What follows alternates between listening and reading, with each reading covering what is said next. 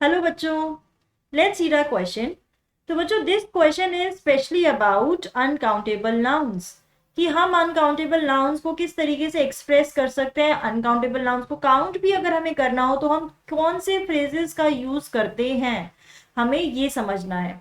तो बच्चों ये एक्सरसाइज कहाँ से ली गई है? आपके चैप्टर नंबर 8 मिशबल the author thinking about language exercise में से। और यहाँ पर हम अनकाउंटेबल नाउन को एक्सप्रेस करना सीखेंगे और देखेंगे किस तरीके से हम उनको काउंटेबल तरीके से एक्सप्रेस कर सकते हैं, कैसे फ्रेजेस का मतलब हम उनका समझ सकते हैं।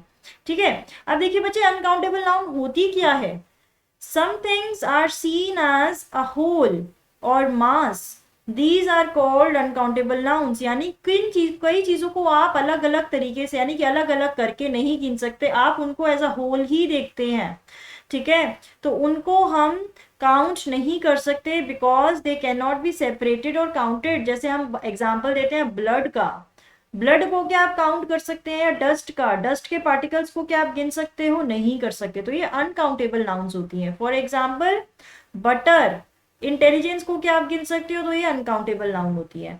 अब हमें समझना है कि हम इनके स्ट्रक्चर को कैसे बनाएं कि ये इनको अगर हमें क्वांटिटी हमें इनकी बतानी है ना, अनकाउंटेबल नाउन की भी हमें क्वांटिटी अगर मुझे बटर की बतानी तो मैं कैसे बताऊंगी? ठीक है, मैं कौन से मेजर वर्ड इसके आगे यूज करूंगी? तो चलिए इसका पहले स्ट्रक्चर समझते हैं।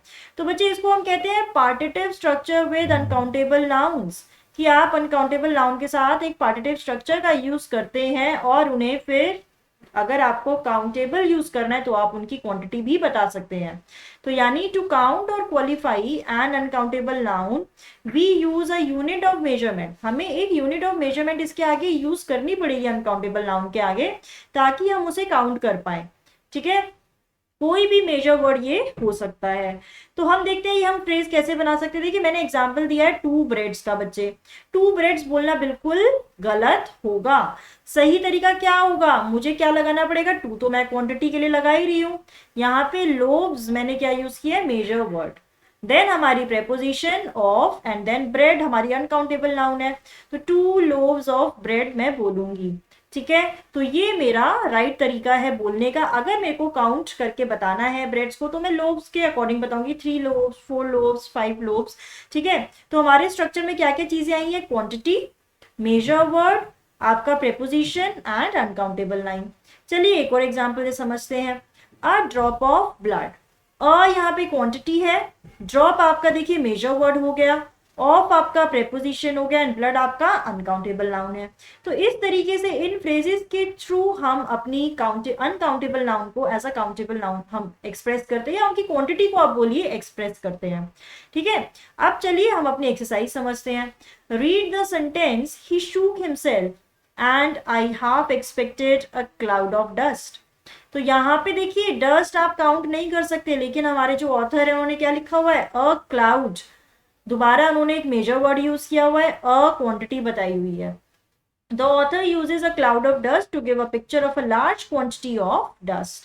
Phrases like this indicate a particular quantity of something that is not usually countable। जो भी काउंटेबल नहीं है चीज, उसकी पर्टिकुलर क्वांटिटी आपको बतानी हो तो हम वहां पर इस फ्रेजेस का यूज करते हैं। ऐसे आपके फ्रेजेस यूज होते हैं, जैसे अ bit of land, a drop of blood, a pinch of salt बोलते हैं हम, अ पीस ऑफ पेपर बोलते हैं। तो ये हम मेजर वर्ड का देखिए यूज कर रहे हैं इनके आगे। ठीक है, तो हमारी जो एक्सरसाइज है वो भी इसको लेकर ही बेस्ड है, इस पे बेस्ड है। Match the words on the left with a word on the right. Some words on the left can go with more than one word on the right. यानी कि आपको अब मैच करने अपने ये मेजर वर्ड दिए गए हैं आपको, उनके साथ आपको ये अपनी अनकाउंटेबल नाउन्स को मैच करना है। तो चलिए, अ पोर्शन ऑफ कॉटन हो सकता है बच्चे यहाँ पर। ठीक है, और अ पूल ऑफ ब्लड भी हो सकता है। ओके, फ्लेक्स ऑफ स्नो हो सकता है। फ्लेक्स ऑफ स्नो तो हम बोलते ही हैं, पढ़ते भी हैं, तो यहाँ पे स्नो यूज कर लिया हमने। ह्यूज हीप ऑफ स्टोन्स हो सकता है। ठीक है, हीप ऑफ स्टोन्स बोलते हैं। A gust of wind, okay, gust of wind बोल सकते हैं। Little drops of water, water की हम ड्रॉप्स बोलते हैं। A piece of fried fish, ठीक है, अगर फ्राइड फिश चाहिए तो पीस बोलेंगे, piece of fried fish. A pot of gold. ठीक है, तो यहाँ पर हमने देखिए मेजर वर्ड का यूज किया, यहाँ पे क्वांटिटी ये हमारा मेजर वर्ड है, ठीक है, और देन ये आपकी अनकाउंटेबल नाउन है, blood, snow, heap of stone. तो इसको समझना कितना इजी हो गया। अब चलिए समझते हैं अपनी second exercise. Use a bit of, a piece of, a bunch of, a cloud of, a lump of with the italicized noun in the following sentences. The first has been done for you as an example. ठीक है, अब देखिए यहाँ पर हमें इन्हीं phrases का use करना है अपनी अनकाउंटेबल नाउन के साथ। My teacher gave me some advice, some advice नहीं, माई टीचर गेव मी, हमने रीफ्रेज किया अ बिट ऑफ एडवाइस। ठीक है, can you give me some clay, some clay की जगह हमने उसकी क्वांटिटी को ऐसे बताया, clay is uncountable. Can you give me a lump of clay, ठीक है, lump of clay please. The information you gave was very useful, यहाँ पे इंफॉर्मेशन के लिए मैं बोल सकती हूँ द पीस ऑफ इंफॉर्मेशन, ठीक है, the piece of information you gave was very useful.